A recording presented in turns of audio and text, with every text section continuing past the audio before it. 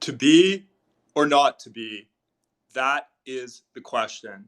And indeed, it is, ladies and gentlemen.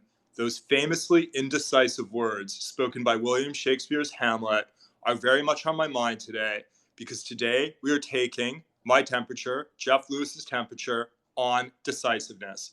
But first, let's decisively pull out our home thermometers and take our temperatures. I have my home thermometer in my mouth, in my hand, and I'm going to put it in my mouth. You should do the same with yours. 96.1, well below normal, excellent. So Hamlet's fatal flaw was his indecisiveness. Do not let indecisiveness, I'm going to stop this from beeping, my home thermometer's a little indecisive. Do not let indecisiveness be your fatal flaw. Now, in a static environment where nothing's really changing, indecisiveness, like weirdly, can work pretty well. If everything is sort of staying the same and everything seems fine around you, it's easy to just keep running your business as you've always been running it, operating your life in the way that you've been operating it without taking decisive action. However, in a rapidly evolving and unpredictable environment, decisiveness is an imperative. Decisiveness could be the difference between your business surviving or your business dying. So we are in a modality, in an environment where you need to be extraordinarily decisive. And this is particularly top of mind for me right now because right before turning on my phone to film this, I just went through two emails. The first email is from a company that's in our portfolio at Bedrock, where I'm on the board of this company, and the entire executive team has literally spent the last 48 hours holed up remotely, working from their homes. They're not holed up together in the office, but they've been holed up in their homes on Slack, on Zoom, strategizing around shifts to make to their business, to their strategy in light of the rapidly changing macro. It's obviously going to impact their business in various ways. They identified that last week. They worked through the weekend and they came up with a very concise plan on areas where they are cutting investment and areas where they are doubling down on investment. There are some areas where they're going to lose money. There are other areas where they're going to make money. There are some places they have to cut spend, and there are some places they're going to invest. The point is they took decisive action, they made choices, and they then sent to the board of directors literally a one-paragraph email summarizing these are all of the action steps that we've taken.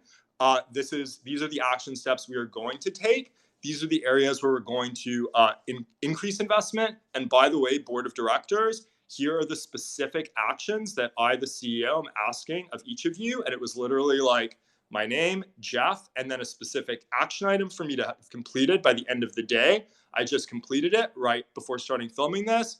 That is an example of decisiveness. It took me about 5 minutes to read the email. It took me about an hour to complete the action requested of me. Big check mark. Decisive CEO. That business I'm very bullish on despite the crazy macro.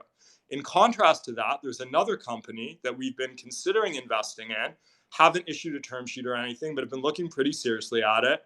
And last night, before going to bed, I was had just finished my pre-bedtime meditation, and a thought came to my head, which is that we had not yet asked the business at all about whether they thought COVID-19 was going to have any impact. And quite frankly, I'm a little bit agnostic on this specific business, whether it really is the type of thing that'll be that impacted by this macro. It's sort of a very idiosyncratic, unique business. But I fired off an email to the CEO just asking, it was like 5-word email or 6-word email, given the virus, business as usual, question mark. And about 45 minutes ago, almost a day later, I got a response to my email. I started off with business as usual, yes, followed by but, and then about 8 different paragraphs of potential things they might do differently and potential strategies they might try, but the CEO is not sure in light of the changing macro. And then the long, long, long email that took me like 20 minutes to read concluded with, would love to get on a call with you and talk through each of these ideas in depth with you to have you weigh in. And to me, that is an example of indecisiveness. I do not like indecisiveness, and neither should you, entrepreneurs. Hamlet, I started the words with this Periscope with Hamlet. Hamlet's fatal flaw was his indecisiveness. To be or not to be, that may very well be the question, but Hamlet never answered it in the play. He was paralyzed by indecisiveness. You should read Hamlet if you're looking for something to do while you're self-quarantined. I highly recommend reading Hamlet very thoroughly. There are many lessons to be learned. Read it, but don't be Hamlet. He is not a role model. Speaking of some folks who are not Hamlet, Giuseppe Conte, the Prime Minister of Italy. All of Italy, as of a few minutes ago, is now on lockdown. The Prime Minister of Italy took decisive action to lock down the entire country because of the COVID-19 threat. Even though it is only in some regions within Italy, everyone is now on the same quarantine. That is an example of decisiveness in the face of uncertainty. Benjamin Netanyahu, the Prime Minister of Israel, mandatory 14-day quarantine for anyone flying into the country. Does not matter if you're Israeli, if you're Palestinian, if you're Jewish, Muslim, Christian, American, Azerbaijanian, doesn't matter. Israel doesn't care. If you're flying into Israel, you are quarantined for 14 days once you arrive. And given the R-naught, by R-naught, I mean the speed at which, or the degree to which one person can give the virus to another person, as evidenced by its spread thus far, the decisive actions taken by Italy and Israel today are, in my opinion, nothing short of heroic.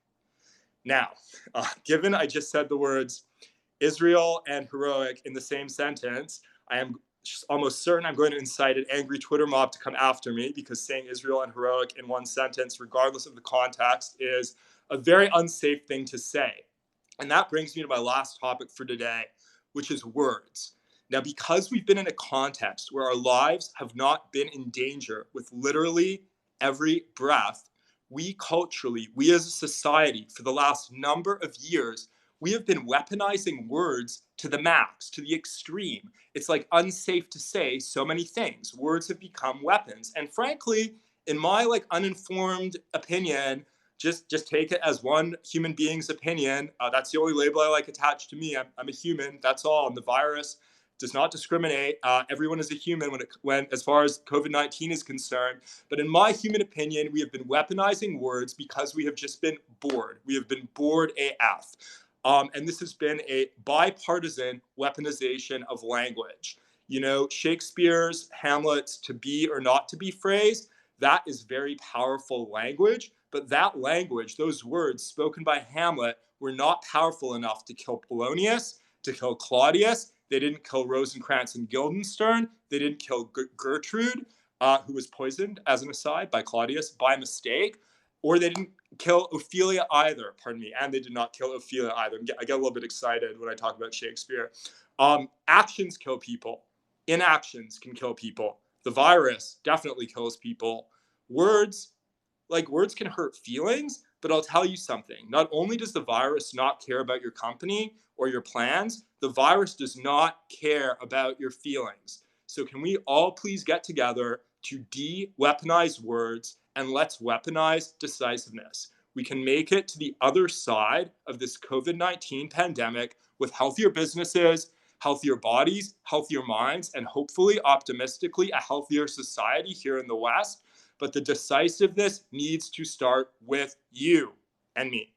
Today is March 9th, 2020. My name is Jeff Lewis, and my temperature is 96.1. What's yours?